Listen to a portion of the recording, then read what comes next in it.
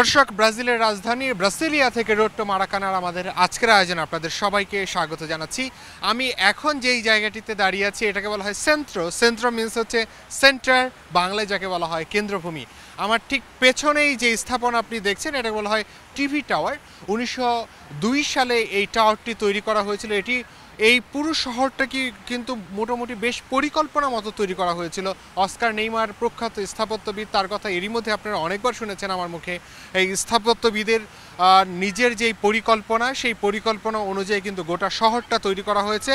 এবং এই টিভি টাওয়ারের উপরে বসে কিন্তু তার যে পাইলট প্রজেক্টটা ছিল সেই প্রকল্পের অনেকটা অংশ আপনি দেখতে পারবেন, বলতে গেলে পুরোটা অংশই দেখতে পারবেন। আমরা শুরুতেই আমাদের সঙ্গে কিছু ভিনদেশি বন্ধুদের আমাদের সঙ্গে পেয়েছি। ওদের কাছ থেকে আসলে শুরুতেই জানতে চাইবো যে ব্রাসিলিয়া বা টিভি টাওয়ার অথবা তারা যেই ঝর্ণার সামনে বসে আছে এই জায়গাগুলো তারা কেমন উপভোগ করছে, শুরুতেই আসলে তাদের অনুভূতিগুলো জানতে চাই। How do you feel Brasilia as well as TV Tower and this place? How I feel Brasilia, I think it's amazing and organized city. It's like a modern city. I like the climate, it's really good. How you are enjoying this city?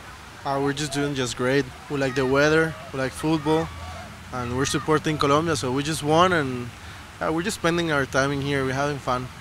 Thank you so much. দর্শক বুঝতেই পারছেন যে একটা মানুষের তৈরি শহর কতটা মনোযোগ আকর্ষণ করতে পারে অন্য দেশের মানুষকে, সেটা কিন্তু বোঝা গেল এই ভিনদেশিদের কথাবার্তায়।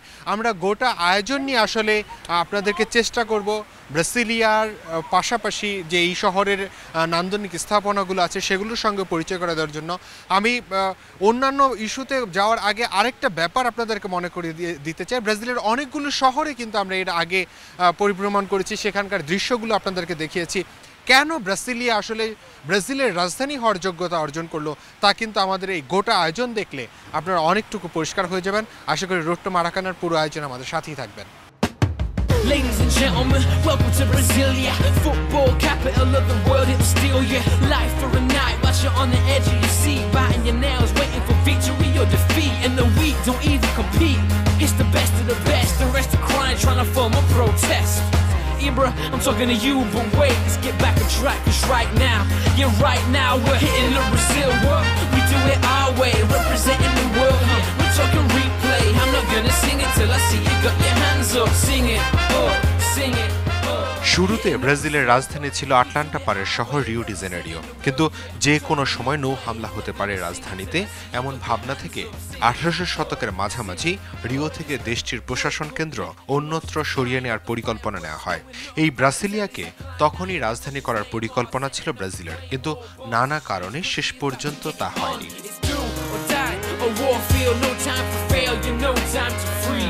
On the other hand, you've got each team thinking that they can win penalties with a psychologist, please, yeah. I've been waiting for years, long time coming, now the World Cup is here. You've got the players, the fans, that are meant to burger flipping bands, 32 teams and maybe a bit of romance. আমি পম্ফুলার গল্প করতে গিয়ে রাষ্ট্রপতি জুসেলিনো কুবিটচিকের কথা বলেছিলাম, যিনি mayor থাকা অবস্থায় গোটা বেলো হরিজন্তের চেহারা বদলে দিয়েছেন। 1956 সাল পর্যন্ত কিন্তু ব্রাসিলিয়ার কোনো উন্নতি হয়নি, কিন্তু রাষ্ট্রপতি হওয়ার পর ব্রাসিলিয়াকে বিশ্বের অন্যতম আধুনিক শহরে পরিণত করেন জুসেলিনো।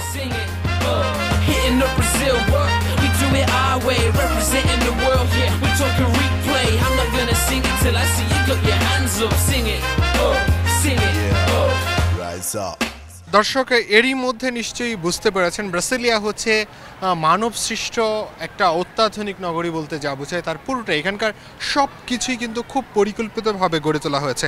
আমরা কিছু ব্রাসিলিয়ার অধিবাসী পেয়েছি, তাদের কাছ থেকে আসলে জানতে চাই এই শহর নিয়ে আসলে তাদের অনুভূতিগুলো কি। How does it feel to live such a lovely city?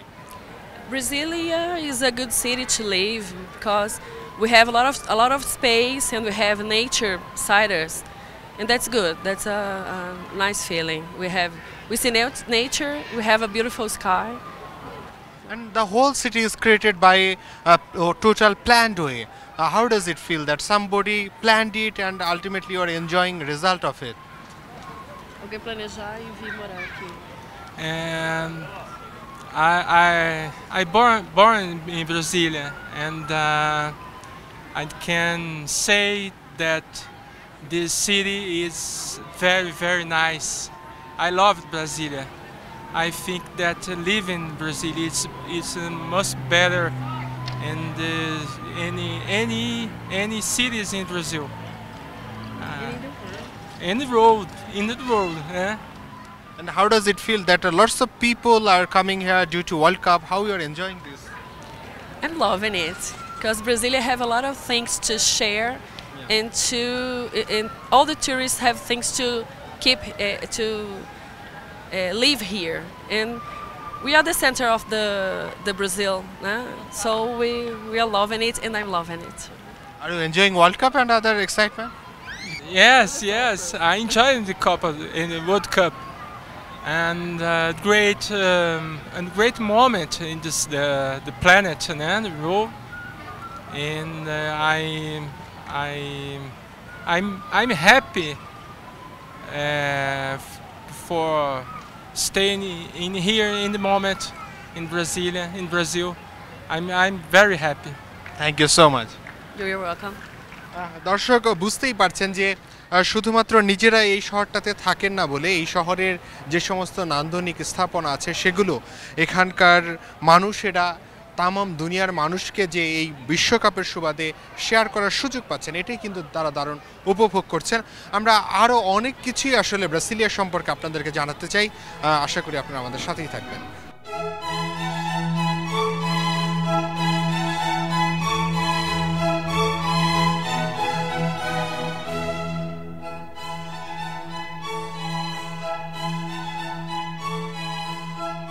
প্রায় ৮ বছর ধরে জরিপ চালানোর পর ১৯৫৬তে নতুন রাজধানীর প্রকৃত নকশা নির্ধারণ ও তার বাস্তবায়ন শুরু হয়। গোইয়াস রাজ্য থেকে বেঁকে যাওয়া জনবিরল একটি মালভূমিতে গড়ে তোলা হয় গোটা শহরটি। ২,২৪৫ বর্গ মাইলের আধুনিকতম এই শহরটি সমুদ্র পৃষ্ঠ থেকে প্রায় ৪,০০০ ফুট উঁচুতে অবস্থিত।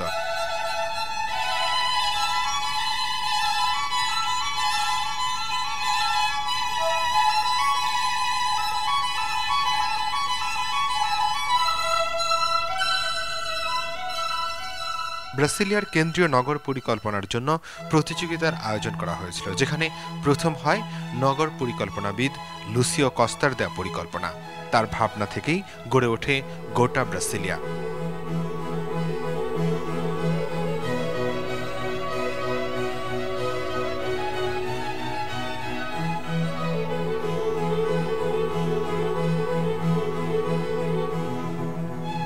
বুঝতেই পারছেন এই শহর তৈরির সবচেয়ে বড় চ্যালেঞ্জ ছিল সুপেয় পানির ব্যবস্থা করা। আশেপাশের কোথাও মিঠা পানির ব্যবস্থা না থাকায় কৃত্রিম একটা লেক তৈরি করা হয়। প্রায় ২৫ লাখ মানুষের আবাস এই শহরের দরকারি সব পানির যোগান দেয় এই লেকটি।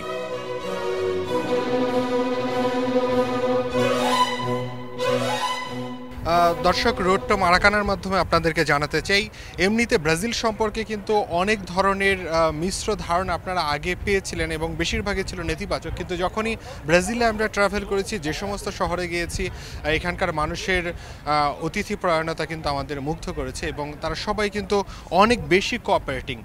বিশেষ করে প্রত্যেকটা শহরে কিন্তু একটা ইনফরমেশন ডেস্ক আছে।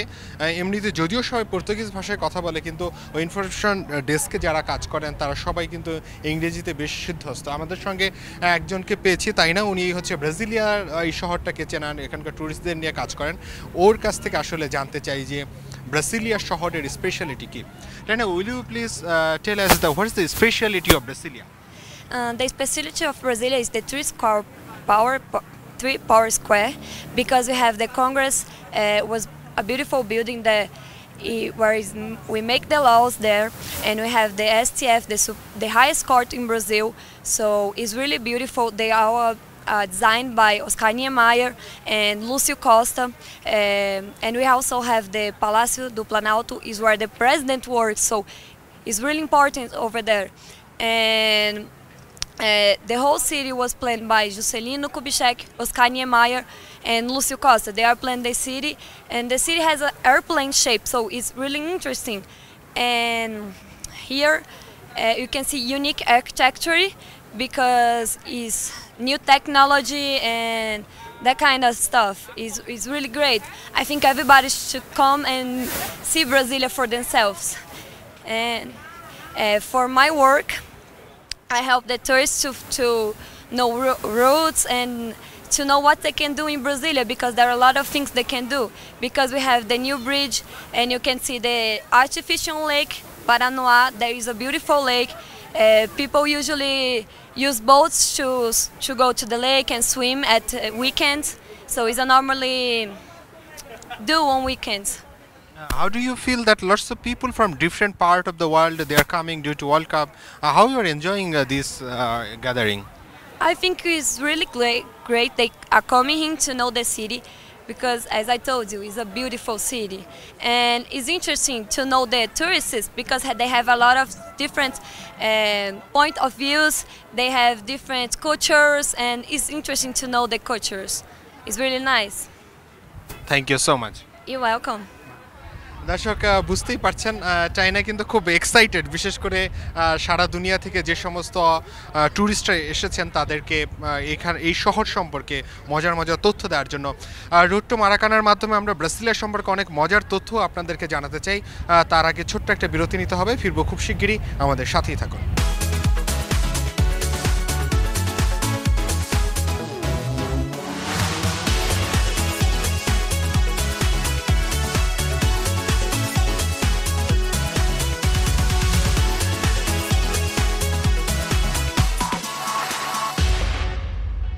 দর্শক যমুনায় দেখছেন রোড টু মারাকানা। আমরা ঠিক এই মুহূর্তে যেই জায়গাটিতে দাঁড়িয়ে আছি সেটি হচ্ছে টিভি টাওয়ার। এখানে আমরা দুইজন দর্শনার্থী পেয়েছি, আসলে তাদের কাছ থেকে জানতে চাচ্ছি যে এই টিভি টাওয়ারে এসে ব্রাজিলিয়ার ফিলিংসটা আসলে কেমন, তারা একটু তাদের অনুভূতি জানবো।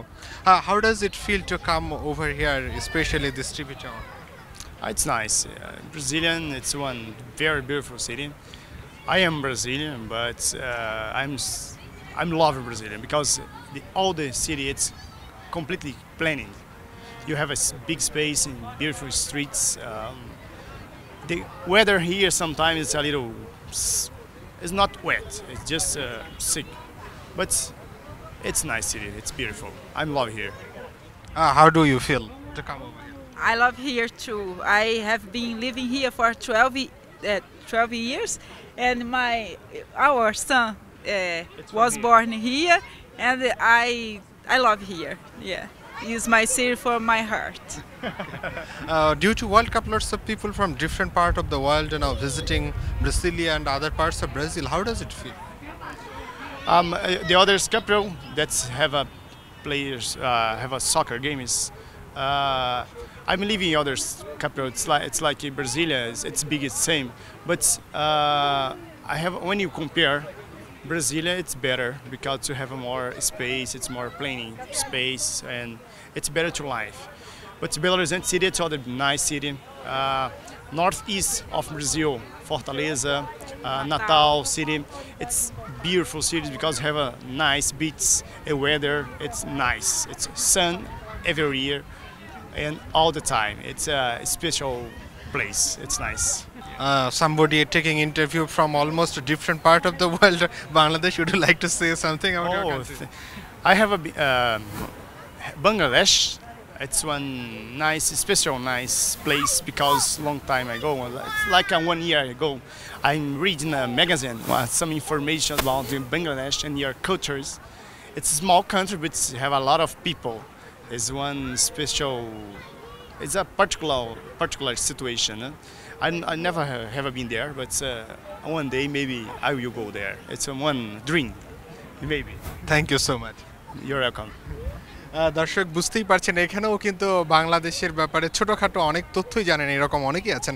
রোড টু মারাকানার মাধ্যমে আমরা চেষ্টা করছি ব্রাজিলিয়ার এক্সাইটমেন্ট তুলে ধরার পাশাপাশি আমাদের কালচারকে যতদূর সম্ভব এখানকার মানুষের সঙ্গে পরিচয় করানোর জন্য আপনারা আমাদের সাথেই থাকুন। Chega em casa do trampo acabado, moído bagaço. Só uma dose de pinga pra esquecer do cansaço. Esquecer do filho em cana, porque não quis cortar cana. Da mulher que foi embora, cansou do marido alcoólatra. No balcão do boteco ele ouve o comentário. Morreu tiozinho na rua de baixo atropelado, pai de família. Brasilia শহরের যে অত্যাধুনিক সব স্থাপনা কিংবা সরকারি ভবন তার নকশা করেন অস্কার নিমেইয়ার। ইট কাঠ পাথরের বন্দিত্ব থেকে নগর ধারণা বদলে দিতে নেওয়া হয় সবুজায়নের নানা কর্মসূচি। Nós continua escravo.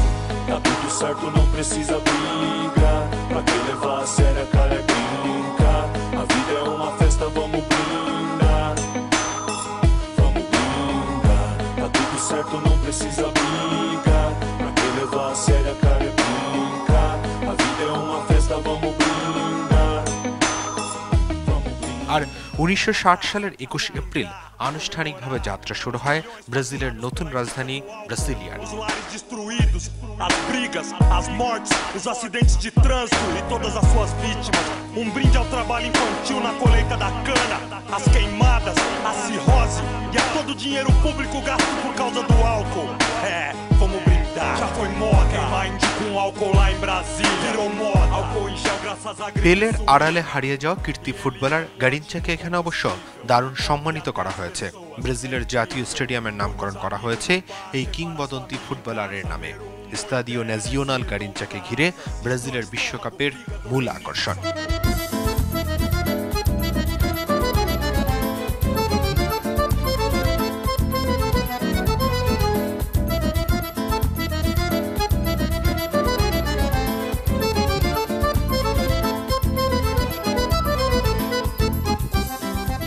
ব্রাসিলিয়াবাসীর অন্যতম আকর্ষণীয় স্থাপনা হলো টিভি টাওয়ার। রাষ্ট্রায়ত্ত টেলিভিশনের পাশাপাশি রেডিও ট্রান্সমিশনের জন্য এই টাওয়ারটি তৈরি করা হয়। এখান থেকেই গোটা শহরকে এক নিমিষে আপনি দেখে নিতে পারবেন।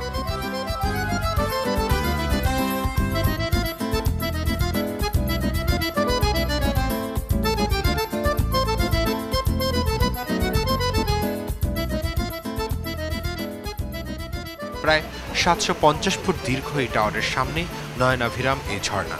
51,000 বর্গফুটের এই ঝর্ণাটি নতুন মাত্রা দিয়েছে ব্রাসিলিয়ার এই কেন্দ্রস্থলকে। টিভি টাওয়ার আর ঝর্ণার দুপাশে গড়ে উঠেছে ভিনদেশি পর্যটকদের আতিথ্য দিতে নানা আবাসিক হোটেল।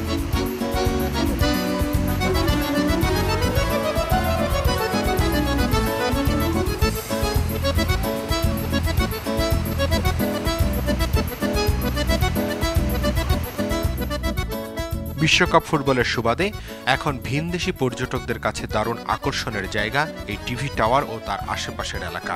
আমি জানি একটা শহরকে ছোট্ট এই রোড টু মারাকানা অনুষ্ঠানে তুলে ধরা পুরোপুরি সম্ভব না, কিন্তু নিজের অভিজ্ঞতা, স্রেফ দীর্ঘমেয়াদী পরিকল্পনা আর সুন্দর ভবিষ্যতের কথা চিন্তা করলে নিশ্চয়ই অনেক নয়নাভিরাম কিছু তৈরি করা সম্ভব।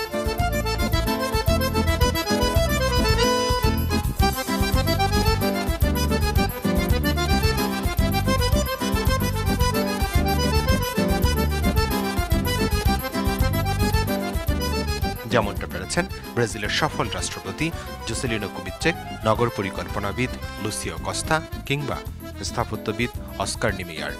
আনমনে ভাবি বাংলাদেশের কোনো একটা শহর যদি ব্রাসিলিয়ার মতো পরিকল্পিত হতো।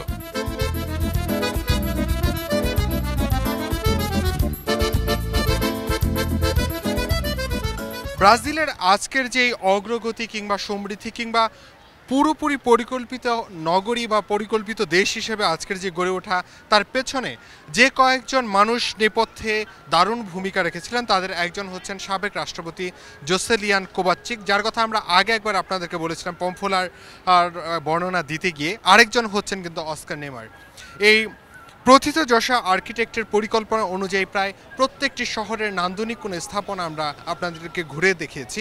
আর আজকে যেই শহরটাকে দেখালাম এই শহরের গোটা অংশেই কিন্তু তাদের পরিকল্পনার ছাপ, এবং অস্কার নেইমারের যেই পরিকল্পনা ছিল সেই পরিকল্পনা অনুযায়ী কিন্তু এই শহরটি গড়ে উঠেছে। এটা কিন্তু শুধুমাত্র ব্রাসিলিয়া বলে না, গোটা বিশ্বের জন্য কিন্তু একটা অনুকরণীয় দৃষ্টি হতে পারে যে একজন মানুষের পরিকল্পনা কতটা আধুনিক হতে পারে, এবং সেই পরিকল্পনা যদি সঠিক বাস্তবায়ন করা যায় তাহলে সেই পরিকল্পনাটা কত সুদূর প্রসারী একটা সুফল বয়ে আনতে পারে। দর্শক, এই ছিল রোড টু মারাকানার আমাদের আজকের আয়োজনে। আপনাদের সবাইকে অনেক অনেক ধন্যবাদ আমাদের সাথে থাকার জন্য। কথা দিচ্ছি ব্রাসিলিয়ার আরও যে সমস্ত ঐতিহাসিক স্থাপনার কথা আপনাদেরকে জানিয়েছি সে সম্পর্কে আরও কিছু তথ্য আমরা পরের আয়োজনগুলোতে আমরা নিশ্চয়ই দেওয়ার চেষ্টা করব। আপনাদের আরেকবার অনেক অনেক ধন্যবাদ আমাদের সাথে থাকার জন্য। Riacho do navio, logo do Pajeú, o rio Pajeú vai despejar no São Francisco, e o rio São Francisco vai bater no meio do mar, lará, lará, lará, lará, lará. O rio São Francisco vai bater no meio do mar. Se eu fosse um peixe ao contrário do rio, nadava nessas águas e nesse desafio, saía lá de casa pro riacho do navio, lará, lará, lará, lará, lará. Eu ia direitinho pro riacho do navio, fazer os meus ranchinhos, fazer minhas caçadas, e nas pegar de boi, andar nas vaquejadas, o milhão som de chocalho, acordar com a passarada, lará, lará, lará, lará, lará. Sem rádio, sem notícia das terras civilizadas, sem rádio, sem notícia das terras civilizadas. Oh meu amor, não vá-se embora, não vá-se embora, que fique mais um bocadinho, um bocadinho. Se fosse o nego chora, se o nego chora, vamos dançar mais um tiquinho, mais um tiquinho. E quando eu entro numa farra, eu não quero sair mais não, eu não. Eu vou até quebrar a barra e pegar o sol.